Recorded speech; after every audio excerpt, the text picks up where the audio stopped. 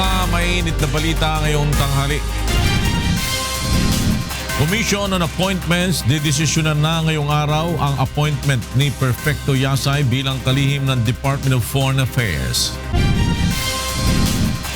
Pangulong Rodrigo Duterte umapila sa mga miyembro ng Commission on Appointments na pakinggan ang paliwanag ni DNR Secretary Gina Lopez hinggil sa mining operations sa bansa. Death Penalty Reimposition Bill pasado na sa third and final reading sa lower house. Mga miyembro ng Majority Coalition na may hawak ng chairmanship na bumoto kontra sa panukala, posibleng palitan. Commission on Human Rights bumuo na rin ng bagong team na mag-iimbestiga sa umano'y mga pagpatay ng Davao Death Squad, mga pulis na idinawit sa Davao Killings, retired police at self-confessed hitman Arturo Las Cañas. Iniimbestigahan na rin ng PNP. MMDA pinag-aaralan na ang pagpapatupad sa susunod na buwan ng Modified Odd-Even Scheme sa mga pribadong sasakyan sa EDSA. At mahigit 300 kawani ng pambansang pulisya at ng media sa Calabarzon Region natulungan sa libreng medical mission ng UNTV at Members Church of God International. Magandang tanghali. Ipinasa na kagabi sa third and final reading ng lower house ang Death Penalty Reimposition Bill o ang pagbabalik ng parusang kamatayan sa bansa. Narito ang report ni Nel Mariboho. With an affirmative vote of 216, negative vote of 54, and abstention 1.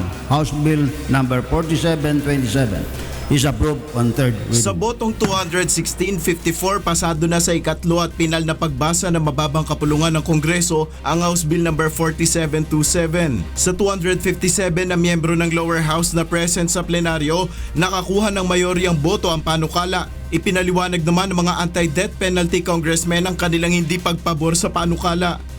Ang aking pagtutol sa death penalty ay batay sa aking pananampalataya. Ang pagboto ng yes sa parusang bitay ay pagsang-ayon na mamatay ang mga mahihirap.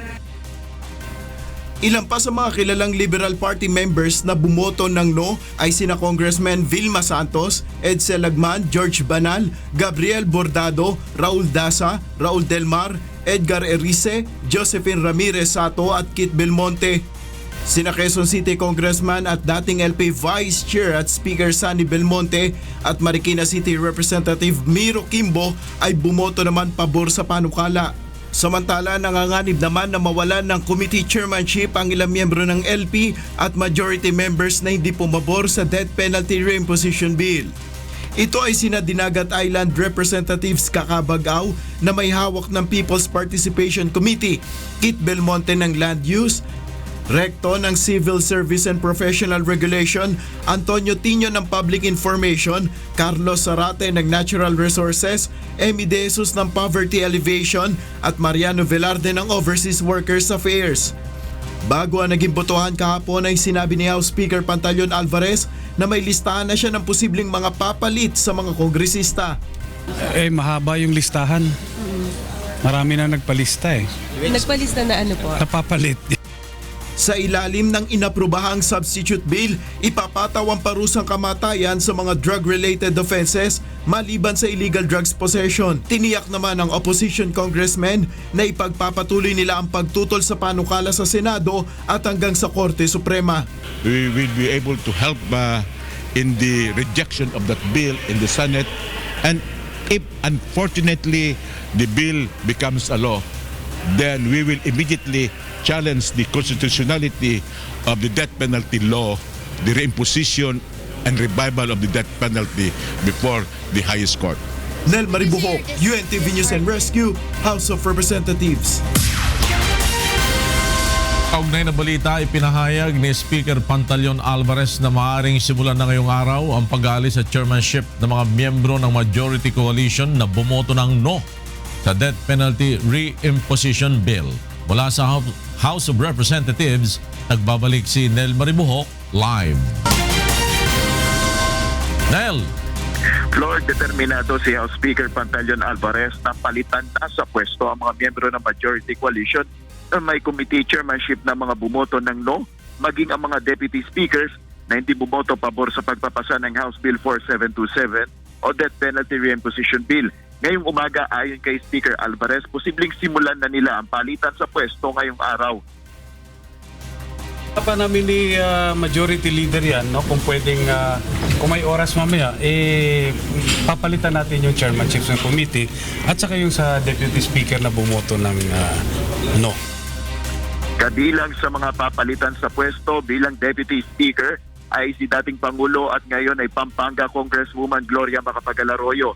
Samantala, kaugnay ng naging pakikipagpulong kagabi ng House Speaker kay Pangulong Rodrigo Duterte, sinabi ni Speaker Alvarez na nagpapasalamat ang Pangulo dahil sa pagkakapasa ng controversial na panukala. Isusunod niya ng House leadership na maisama ang rape at plunder sa mga krimen na maaaring maparusahan ng kamatayan. Napag-usapan din. Masaya siya at nagpapasalamat na ito ay kahit yung illegal drugs lang ay naipasa. At yun nga, ang sabi niya, sana mapasama rin yung plunder at saka yung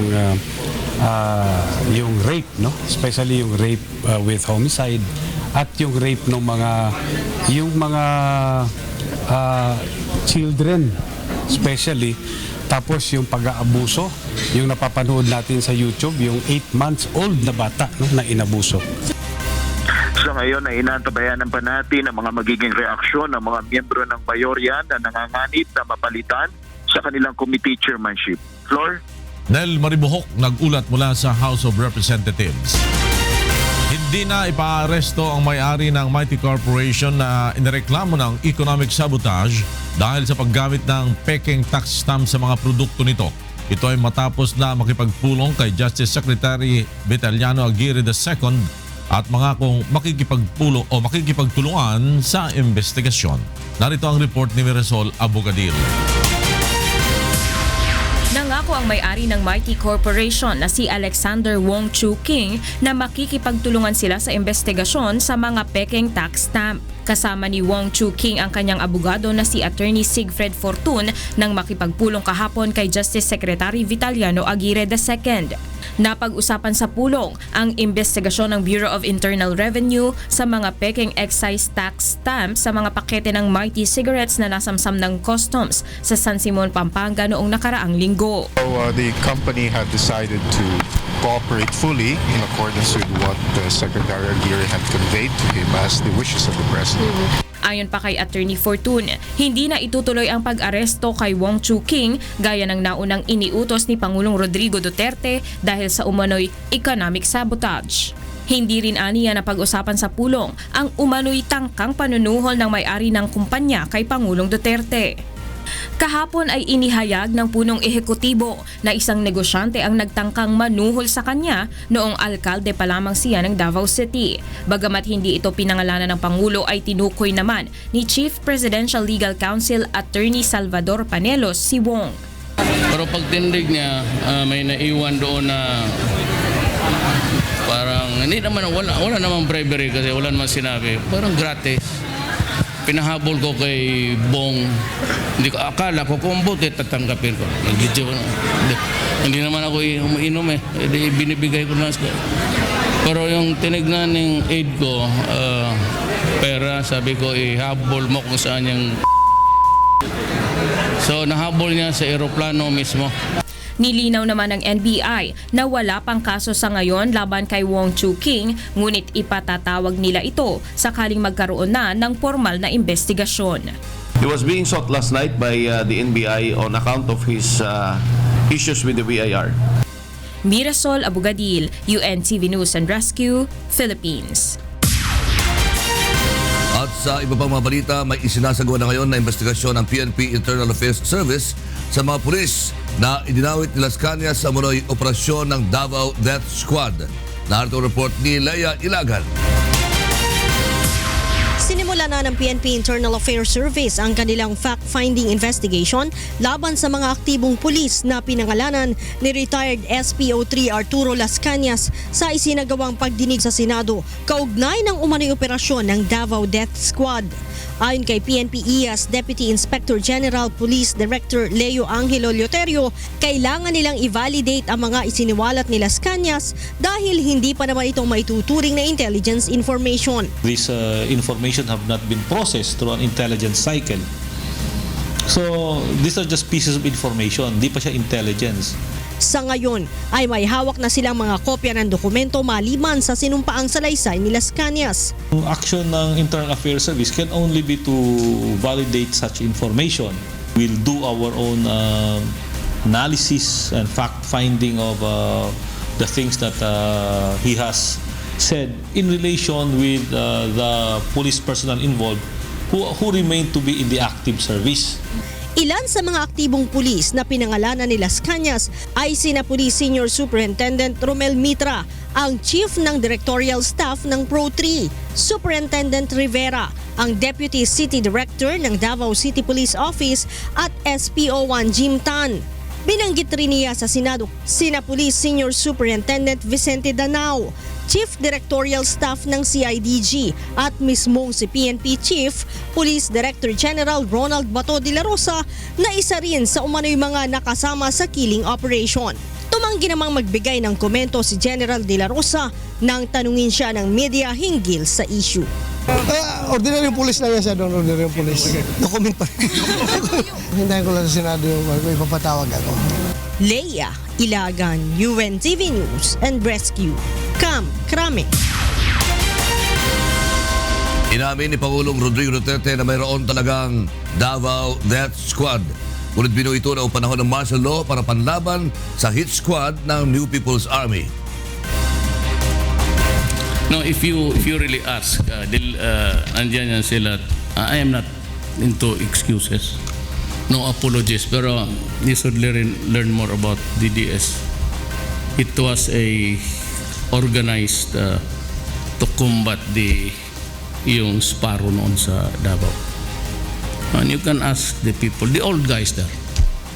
It was then known as the DDS martial law. Yung nagbabanatan yung Sparrow pati. But anyway, rather than sound to be apologizing for, I will answer for my misdeeds. And I can rot in prison for the right. For the right, you say so. Huwag naman yung basta itapon mo na lang. Itinanggi rin ng Pangulo na siya ang bumuo ng DDS batay sa pahayag ng self-confessed hitman na si Edgar Matubato at retiradong pulis na si Arthur Las Cañas. Sinabi ng Pangulo na hindi niya kailangan bumuo ng death squad dahil may mga pulis naman na magpapatupad ng batas. Bumuo ng bagong grupo ang Commission on Human Rights o CHR na mag-iimbestiga sa mga pagpatay ng Davao Death Squad bunsod na ginawa pagbubunyag ng retiradong pulis na si Arthur Las Cañas.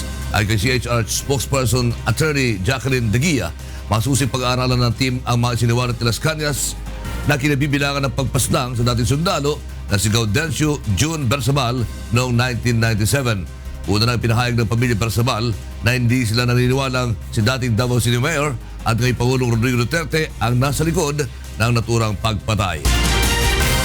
At sa iba pang balita, dedesisyonan na mamaya sa plenaryo ng Commission on Appointments ang confirmation ni Perfecto Yasay bilang kalihim ng Department of Foreign Affairs. At mula sa Senado, may report si Joyce Balancio live. Magandang tanghali Sir Joyce. Magandang tanghali din sa iyo, Waila. Mamayang 1:00 ng hapon, inaasahan natin magtitipon-tipon ang mga miyembro ng Commission on Appointments sa plenary session kung saan nakatakda nilang desisyonan kung i-reject o i-aproba ba nila ang pagtatalaga ni Pangulong Rodrigo Duterte kay Secretary Perfecto Yasay bilang kalihim ng Department of Foreign Affairs.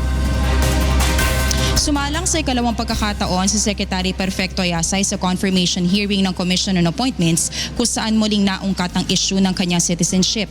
Ayon sa kalihim, hindi totoo na nagsinungaling siya sa unang pagdinig ng CA kung saan pinanindigan niyang isa siyang Filipino citizen. Aniya, hindi niya legally na-obtain ang American citizenship noong 1986 dahil sa kanyang preconceived o naunang plano na hindi manalagi sa Amerika matapos ang kanyang naturalization process. Aniya, isinorender niya ang kanyang naturalization certificate at sumulat ng liham sa District Immigration Office ng New Jersey kung saan sinabi niyang disqualified siya sa pagiging American citizen. Diniin naman siya ni Representative Josephine Sato kanina dahil sa hindi pa rin ito pag-amin sa pagiging isang American citizen noon matapos lumabas sa mga dokumentong nasa listahan pala siya ng U.S. Registry ng mga nag-renounce ng U.S. citizenship kamakailan lang. Inilahad rin ni Congresswoman Sato na maaaring isang American citizen pa si Yasay noong umupo siya bilang Commissioner ng Securities and Exchange Commission, maging noong nagsumiti siya ng Certificate of Candidacy sa pagkasenador at pagka-Vice President sa eleksyon taong 2004. Dahil ayon kay Sato, nito lamang June 2016 humarap si Yasay sa isang consular officer para i-renounce ang kanyang American citizenship at nito lamang palang Pebrero na-aproba ito. Minute din kanina, Waila, yung naging diskusyon ng CA matapos sabihin ni Congresswoman Sato kay Secretary Yasay ang mga nabanggit nga niya sa mga media interviews na maaring bahagi ng destabilization plot laban sa Pangulo ang patuloy na pagkukwestiyon ng CA sa kanyang citizenship. Humingi naman ng tawad si Yasay at nagpaliwanag sa mga miyembro ng CA. Waila, pakinggan natin yung importanteng bahagi ng pagdinig ng Commission on Appointments kanina. I did not lie. I may not have fully disclosed what was required in my answering this question, but this is really normal in a process like this. When you're asked before an august body like this, questions like the one that had been asked of me, you get nervous. You somehow come up with answers that you do not intend. And I apologize for that. But now, precisely, I came up with my statement in writing to make sure that I will not be misunderstood in this respect. And for that, Mr. Chair, Your Honor, I apologize for any inadvertent or misleading that I might have made. Why can the Honorable Secretary not admit the truth that he was an American citizen when in fact he admitted it to his guesting in a TV station when he was categorically asked whether he was an American citizen? And during the last hearing, Mr. Chairman, I categorically asked him whether he carried passport number 121190223, and he also categorically answered me that he never held that passport. But he admitted in his interview that he was an American citizen and he held this passport. Well, anyway, he does not want, I do not understand why he can admit it in a TV station and cannot admit it before this Honorable Commission. And before I rest my case,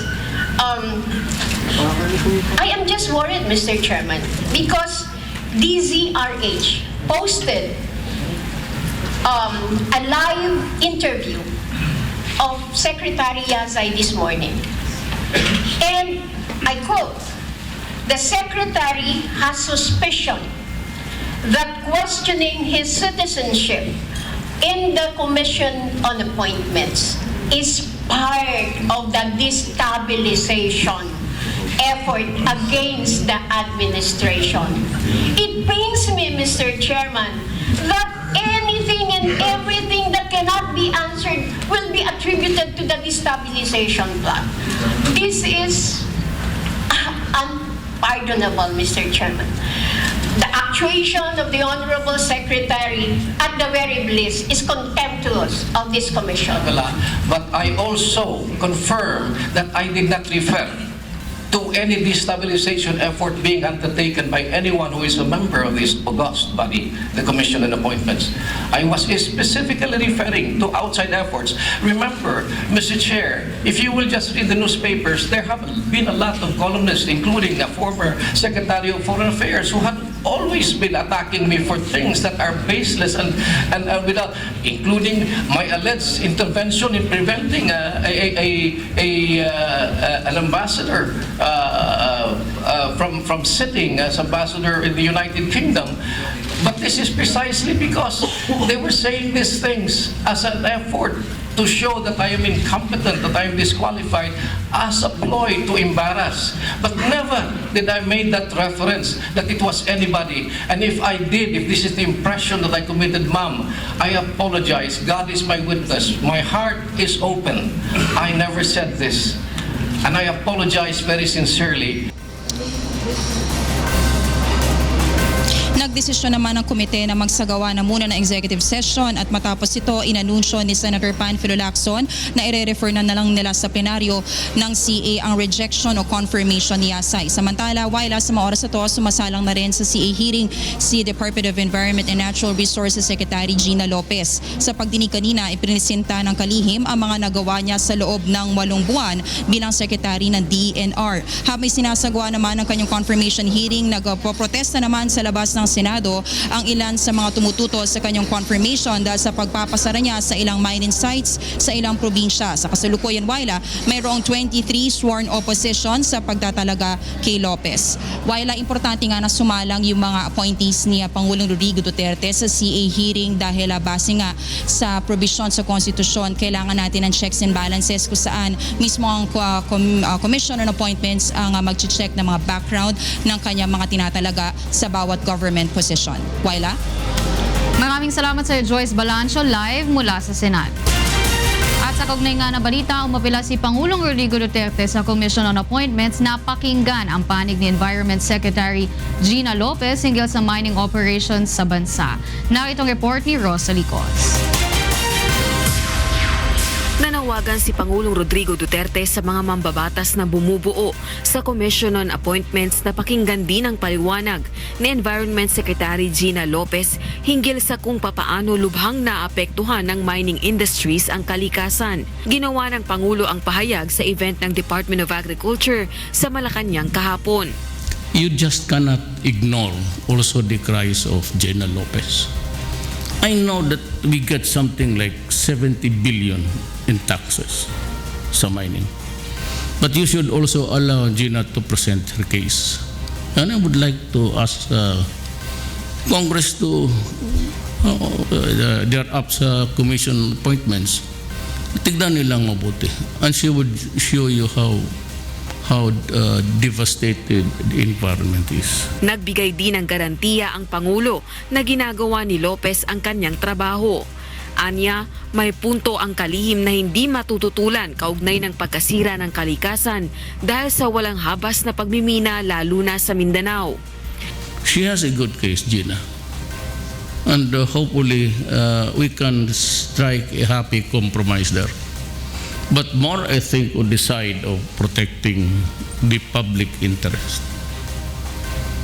That is how I look at it. Kaya hindi ako nakialam. Never. Maraming tumatawag sa akin, mga classmate ko, they wanted me to call Gina. Cannot do that. For the life of me, I have never called any cabinet member for any reason at all. I confront them in the cabinet meetings, but not yung tawag-tawag. Humarap ngayong araw sa confirmation hearing ng Commission on Appointments si Secretary Lopez. Matatanda ang kasama ang kalihim sa 15 miyembro ng gabinete ni Pangulong Duterte na hindi nakumpirma ng CA matapos na mag-adjourn ng session ng Kongreso para sa 2 linggong break noong Nobyembre ng nakaraang taon.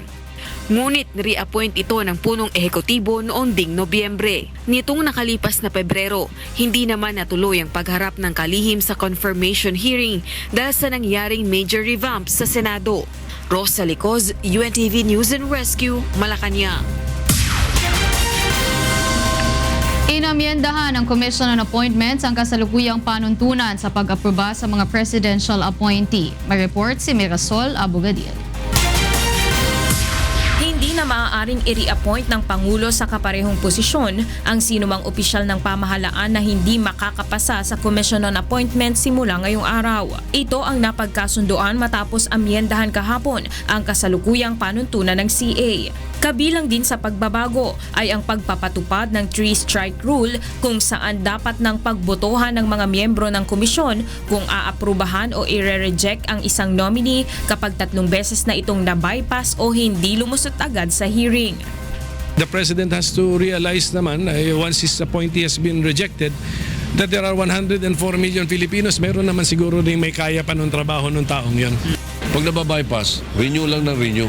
In the last administration, there were at least 2 or 3 members of the cabinet who were bypassed 20 times and reappointed 20 times. At yung iba naman, hindi sinasubmit. Hindi nagsasubmit ng dokumento. Papayagan na rin ng CA ang ballot o secret voting kung saan hindi na lang pagtataas ng kamay at ayes at nays ang paraan ng pagboto kung ikukumpirma ang nominee. 13 boto ang kinakailangan upang maaprubahan o tanggihan ang nominasyon ng opisyal.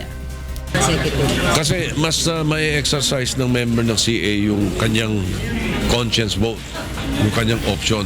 Imbis na nagsasakomb sa lobbying, nagsasakomb sa mga pressure, ito hindi, sarili niya talaga, di ba? Sarili niyang desisyon kung dapat i-confirm o i-reject ang isang committee o isang nominee.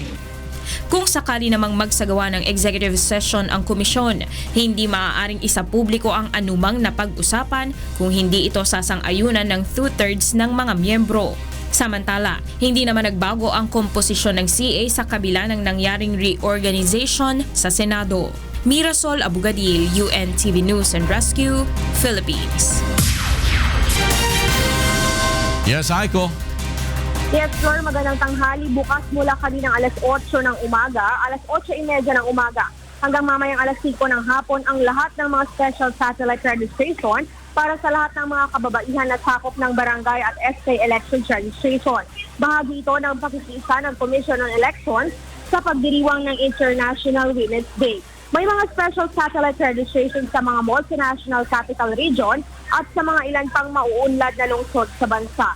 Inatasan ng COMELEC ang mga election officer na bumuo ng special satellite registration team na binubuo ng isang election officer at 4 na election assistants upang umasiste sa mga kababaihang qualified voter na magparehistro.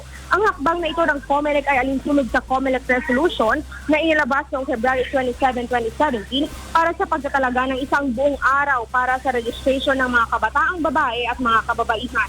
Nilinaw din naman ng COMELEC na maaari ring magparehistro ang mga lalaki ngunit mahiwalay lang na team na tututok sa mga babaeng magpaparehistro. Ang mga special satellite registration din ay bukas para sa transfer, deactivation, change o correction ng mga impormasyon sa entries ng mga botante. At mayroon din supplemental data form para sa mga PWD, indigenous people at para sa mga senior citizens. Lord, dito sa isang mall nga sa Manila ay may special satellite registration para sa mga botante at registrant mula sa District 1 hanggang District 6 ng lungsod ng Maynila. Yan muna ang latest live mula dito sa Manila. Balik sa iyo, Flor. Aiko Miguel, nagulat mula sa Maynila. Pinag-aaralan na ng Metropolitan Manila Development Authority o MMDA ang pagpapatupad ng Modified Odd-Even Scheme sa mga pribadong sasakyan na naglalayong makatulong para maibsan ang problema sa trapiko sa EDSA. Narito ang report ni Joan Nano. Halos 80% ng mga motoristang dumaraan sa kahabaan ng EDSA ay mga pribadong sasakyan batay sa pag-aaral ng Metropolitan Manila Development Authority.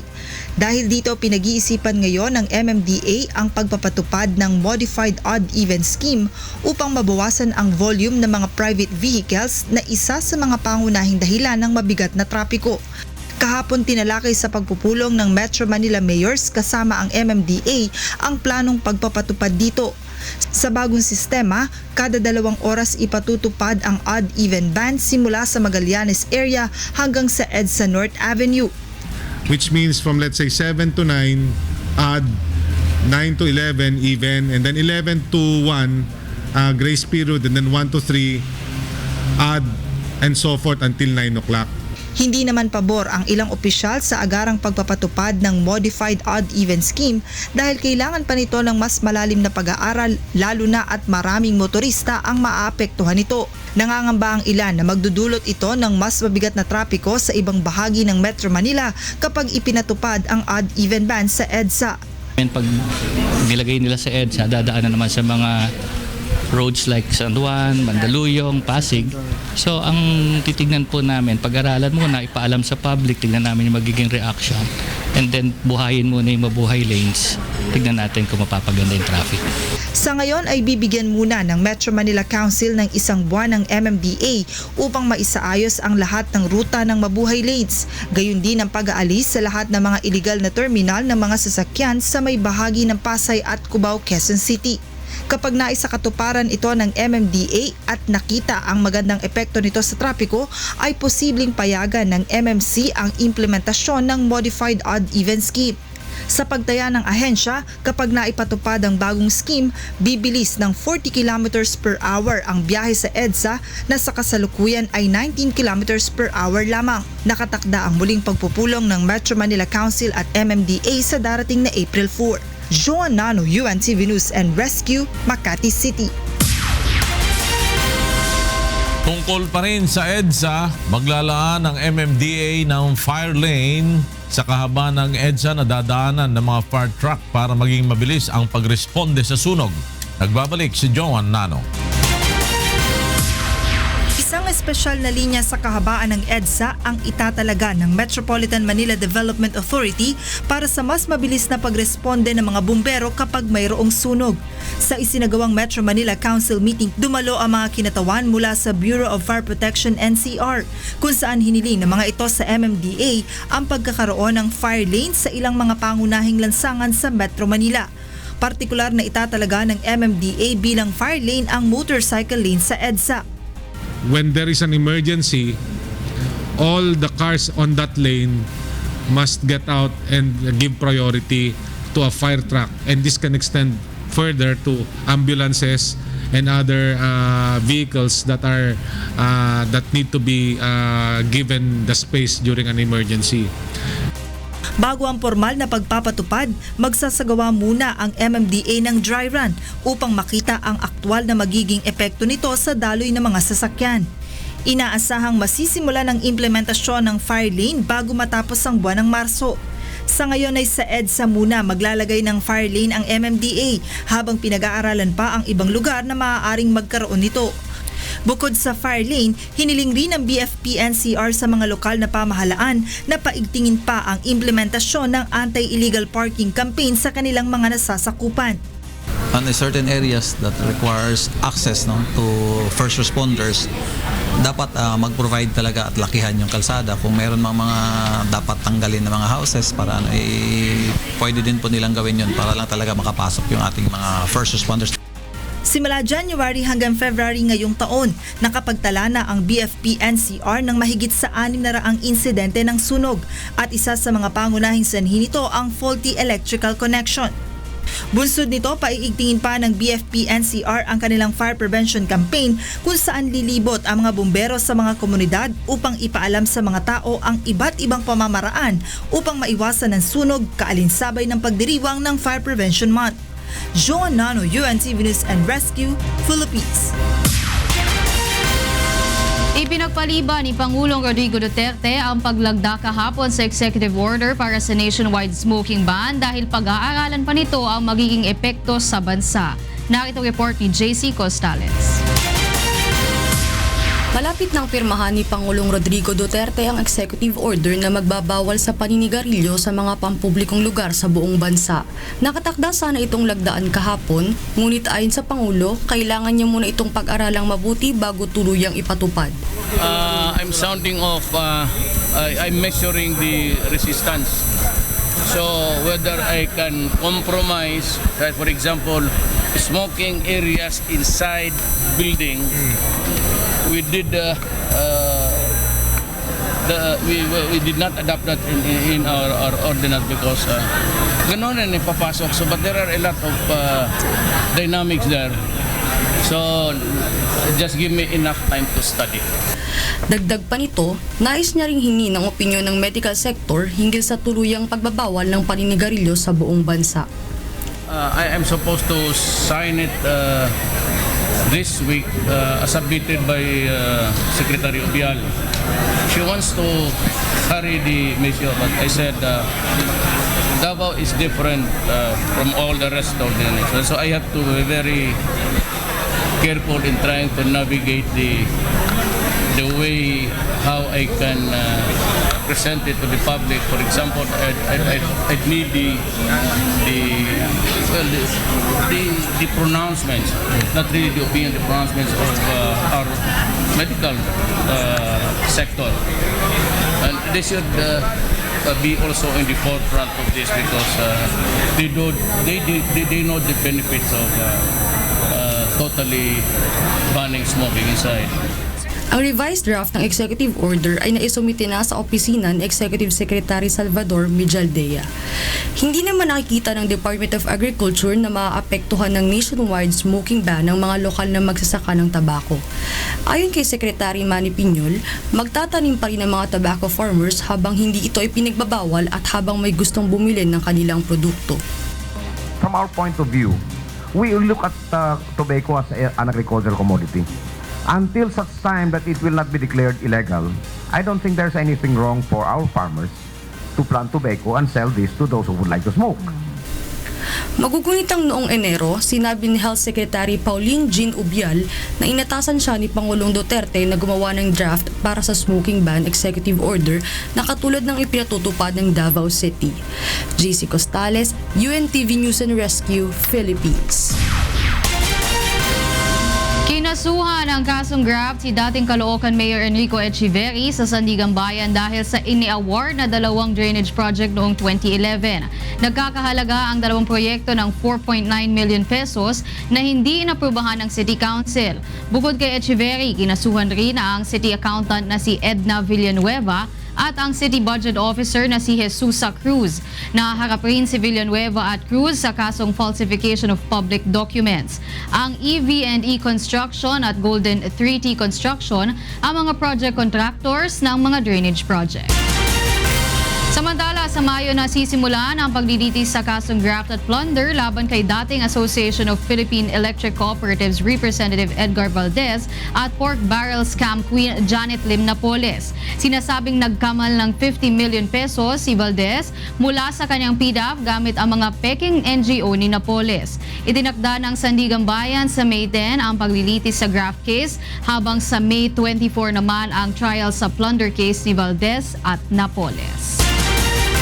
Kabilang ang mga matitinong tauhan ng Philippine National Police Anti-Illegal Drugs Group sa bagong tatag na Philippine Drug Enforcement Group o tinatawag na PDEG.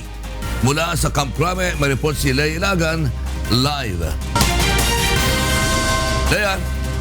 Magandang tanghali sa iyo, Lakay. Bibigyan nga ng pagkakataon ng liderato ng pambansang pulisya ang mga matitinong pulis mula sa binuwag na Anti-Illegal Drugs Group para muling may pagpatuloy ang tapat at masigasig ng paglilingkod. Ito ang makarang bigyan ng go signal ni PNP Chief Police Director General Ronald Bato de la Rosa ang pamunuan ng bagong tatag na Philippine National Police Drug Enforcement Group o PDEG na pinamumunuan ni Police Senior Superintendent Graciano Mijares na piliin ng gusto ang magiging kasama ng grupo at isali rito ang mga magagaling at matitinong taga AIDG.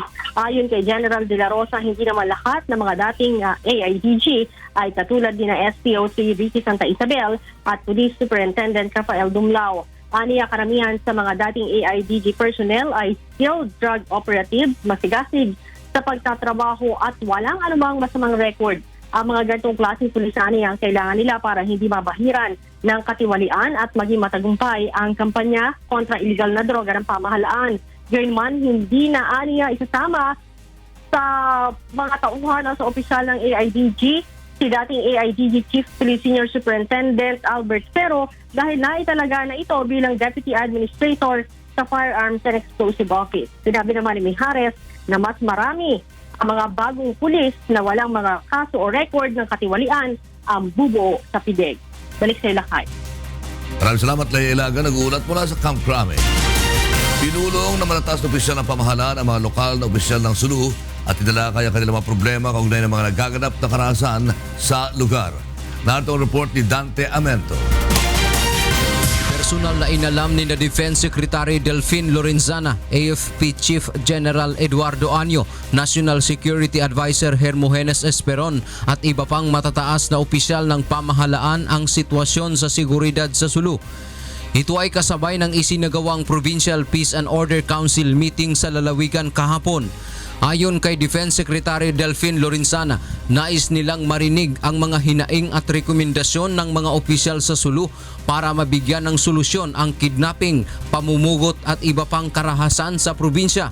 Kung paano natin masolve itong mabigyang lunas, itong problema sa Hulo na nagbibigay sa atin ng malaking sakit ng ulo at saka kahihiyan sa ibang bansa. Dahil yung kidnapping dito patuloy, yung pugutan ng ulo patuloy pa rin.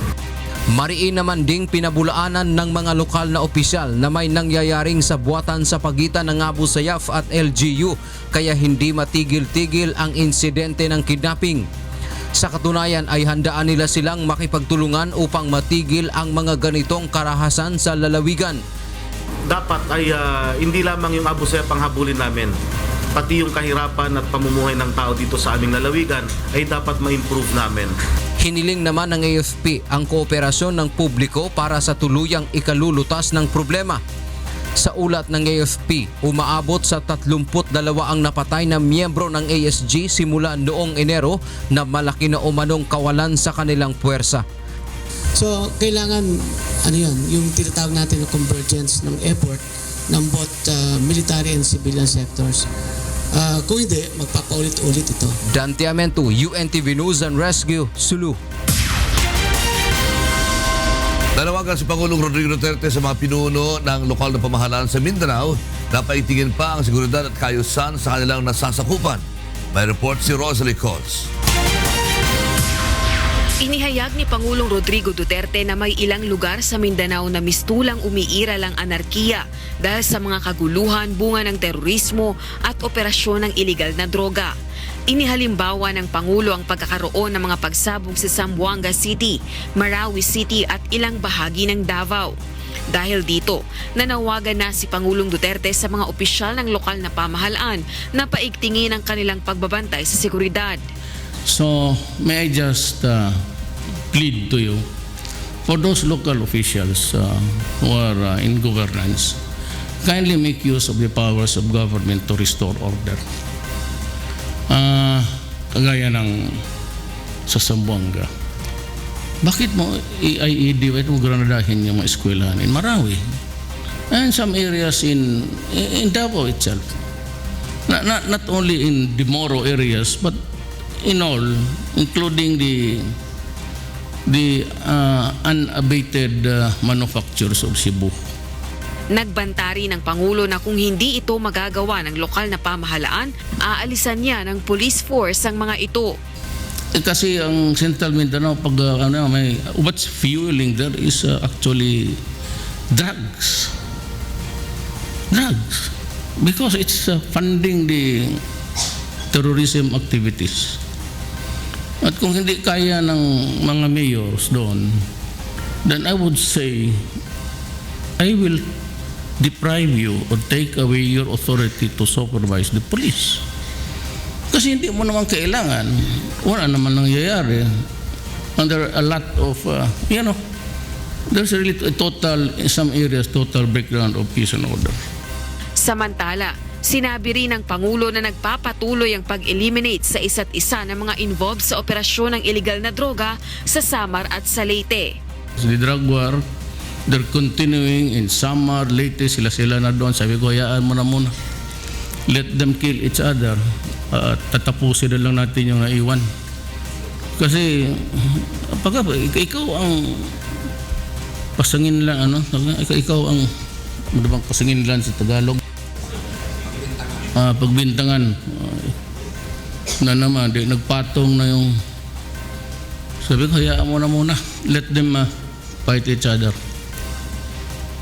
So, it's the turf now, it's the market. Nanindigan naman ang Pangulo na ipagpapatuloy niya ang kanyang kampanya kontra iligal na droga. At muling sinabing handa siyang magtanggol sa mga tauhan ng pulisya na mairereklamo dahil sa legitimate police operations kaugnay ng kanyang anti-drug war. Rosalie Coz, UNTV News and Rescue, Malacanang. At yun naman, alamin natin ang mga balita mula sa iba't ibang panig ng Pilipinas. Ihatid ng ating kasangbahay na si Deb Riveral.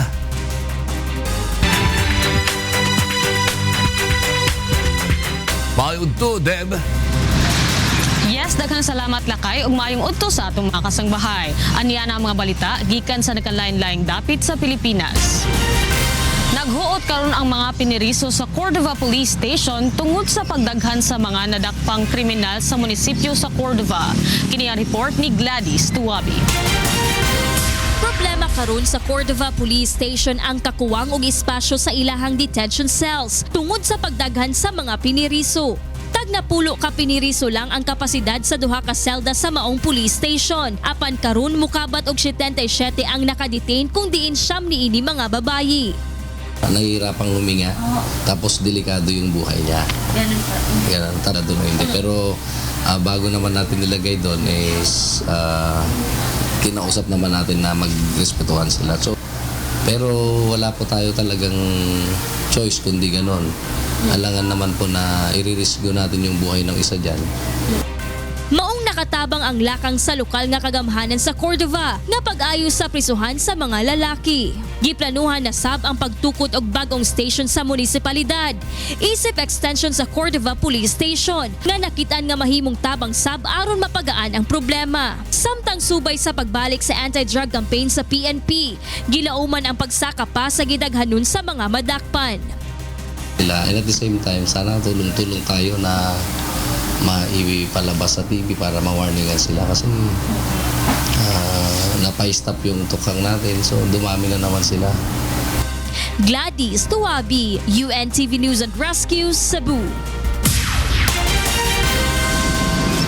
Padayon ang gihimong recruitment ug checking sa Calabarzon Police sa gihimong Regional Drug Enforcement Group sa rehiyon. Ani ang report ni Sherwin Kulubong.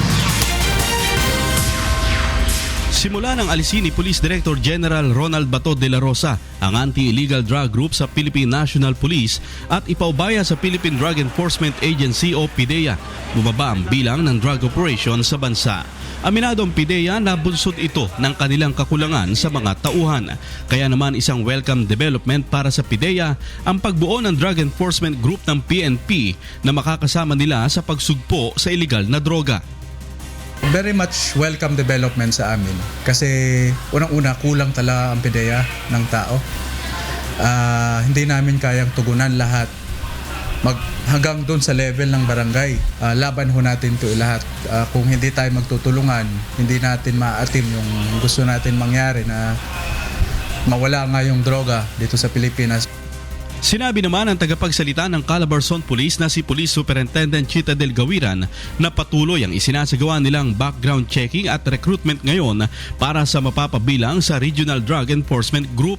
Ang gusto natin na yung talagang mag-operate nating personnel, yung talagang may malinis na reputasyon sa serbisyo at hindi ma-impluwensya ng mga illegal activities. So, patuloy pa yung pag-ano natin, yung pagbabaklang natin at pag-recruit natin, pagtitingin natin kung sino ang pwede natin mga personnel. Positibo ang PNP Calabarzon na malulutas na ang problema sa illegal na droga sakaling mabuo na ang bagong grupo ng PNP na makakatulong ng PDEA sa illegal drug operation. Hinihintay na lang ng PNP Calabarzon ang iba pang guidelines ng Philippine Headquarters para sa Drug Enforcement Group. Sherwin Kulubong, UNTV News and Rescue, Camp Vicente Lim, Laguna. Obligado nga mokuha og bag-o nga identification cards sa City Transport and Traffic Management Office sa Davao City ang 20,000 ka driver sa pangpubliko nga sakyanan sa Dakbayan. Si Janice Inhentes sa mga detalye. Gipailawom sa kaseminar ang 1,000 nga mga driver sa mga pampublikong sakyanan sa Davao City nga dunay kalabutan sa ginapatuman nga Public Utility Vehicle Drivers Education Program sa City Transport and Traffic Management Office o CTTMO. Official ID nga ibutan ka na mismo diha sa sulod silang sakyanan nga makita gyud sa tao. Muna siya nga gipatigayon nato ning atong gingon nga POV Drivers Education Program nga diin natay mga lecture nga paghimuon, especially kung unsay mga balaod rules and regulation nga naa sa atong ordinance o kining mga bagong kuan sa ato sa LTO. Ginaobliga nga magparehistro og mukuha og bagong ID ang mga driver sa jeep, taxi, motorized tricycle for hire, van, school transport vehicle ug bus. Moabot hantud 2 ka tuig ang epektibo sa ID card nga libre ipanghatag sa mga driver. Sobra 2 ka milyon pesos sab ang gigahin nga pondo sa CTTMO para sa pagbuhat sa mga bagong ID. Uyon sab ang mga driver sa pagpakambyo og ID sa mga tsuper. Maayo magyapon kay para mabago pud ang tungdaan nga ID o para sa kuan mo na identification pud sa usa ka driver para mahimo secure og safety pud ang pasahero namo nga aron mailan pud ang among katauhan og unsang pangalan sa driver para sa safety gyapon sa pasahero. Pamultahon ang mga driver nga dili mo kuha og bagong ID. Magpadayon hangtod sa mga sumusunod nga buwan ang pagabuhatong seminar sa pagpanghatag og bagong ID sa CTTMO para sa 20,000 ka public utility drivers sa syudad sa Davao. Janice Hente, UNTV News and Rescue, Davao City. Og kana ang mga balitang atong gitutukan gawas sa kauluhan. Gikan dinhi sa Cebu City, ako si Debre Veral, maayong udto. Salamat, Debre Veral, live gikan sa Cebu City. Susunod, Serena Williams umatras sa PNB Paribas Tournament at Miami Open dahil sa knee injury. 4 patay sa pagbangga ng tren sa isang bus sa Mississippi sa Amerika. At sa ating serbisyong kasangbahay, mahigit sa 300 pulis at kawani ng media sa Calabar Zone na bigyan ng libreng medical services ng UNTV at Members Church of God International.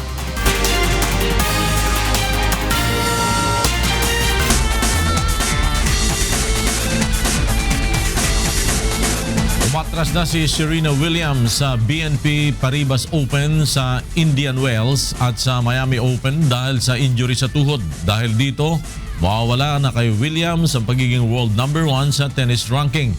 Ang papalit sa kanya sa trono ay si German Angelique Kerber.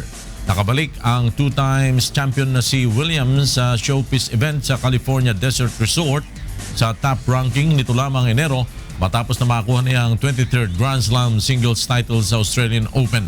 Katwiran ni Williams, hindi siya nakapag-training dahil sa knee injury para sa BNP Paribas Open na magsisimula bukas at sa Miami Open na idaraw sa Marso 20 hanggang 2 ng Abril. Sinabihan ni retired Floyd Mayweather ang martial arts champion na si Conor McGregor na permahan na ang kontrata. Nilalaman nito ng mensahe ni Mayweather matapos na ipahayag nito ang IBF World Super Featherweight title bout sa London ng kanyang defending protege na si Gervonta Davis at Liam Walsh ng Great Britain. Sa May 20 gaganapin ang title bout ng dalawa. Sinabi ni Mayweather na puro dagdal lamang si McGregor pero ayaw namang lumaban. Kung talagang gusto niyang lumaban, sinabi ni Mayweather na permahan na ang kontrata na ipa-fax niya kay McGregor sa lalong madaling panahon. Matagal nang hinahamon ni McGregor ang 40-year-old na si Mayweather na nagretiro sa pagboboxing noong 2015. May record si Mayweather na 49-0. At alamin naman natin ang mga balita sa labas ng bansa mula kay William Tio. Good afternoon, William. Good afternoon, Wyla, and to all our kasangbahay. Here are the top stories from around the globe. 4 people were killed and dozens were injured on Tuesday when a freight train slammed into a charter bus at a railroad crossing in Biloxi, Mississippi. Witnesses said the bus, which was traveling from Austin, Texas, got stuck on the tracks.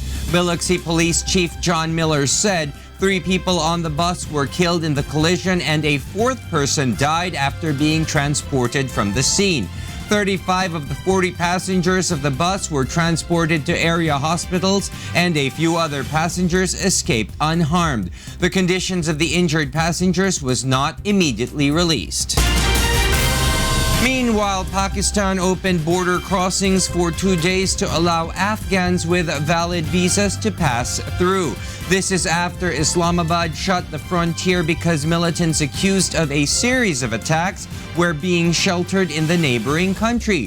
The borders will be opened for 2 days for Pakistanis and Afghans who wish to return to their countries on valid visas. People on both sides of Torkham border crossing in northwest Pakistan waited in long lines for hours. Relations between the countries are tense and each routinely accuses the other of doing too little to prevent Taliban fighters and other militants from operating in its territory. And in other news, a wave of homicides has gripped Mexico's southern state of Guerrero amidst a feared turf war between rival criminal organizations over opium production in the region. On Monday, 6 black garbage bags containing the dismembered bodies of 3 men were found dumped on a side of a highway. Later that day, another 2 bodies were found in Acapulco. The bloodshed continued through Tuesday when another 3 black bags containing the remains of 6 bodies were found in the nearby town of Chilapa. Investigations of the crime scenes are ongoing to identify any links to criminal gangs operating in Guerrero. And those are the stories making headlines around the globe. Back to you, Wyla. Thank you, William Theo, for the latest around the globe.